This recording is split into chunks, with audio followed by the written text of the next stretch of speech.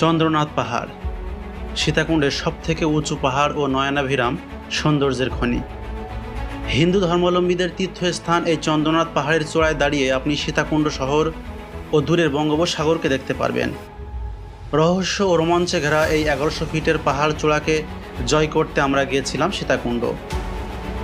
দেশের যে কোনো প্রান্ত থেকে এখানে আসা যায়। চট্টগ্রামগামী যে কোনো পরিবহনে করে এসে সীতাকুণ্ড আসতে পারেন। আর ঢাকা থেকে কম খরচে ট্রেনে করে আসতে চাইলে ঢাকা মেইলে করে চলে আসুন সীতাকুণ্ডে। কারণ এই ঢাকা মেইল ছাড়া আর অন্য কোনো ট্রেন সীতাকুণ্ডে সাধারণত থামে না, সরাসরি চট্টগ্রামে চলে যায়। ঢাকা থেকে রাত 11টায় ছাড়ে এবং সকাল 6:30 থেকে 7টার মধ্যে সীতাকুণ্ডে পৌঁছে এই মেইল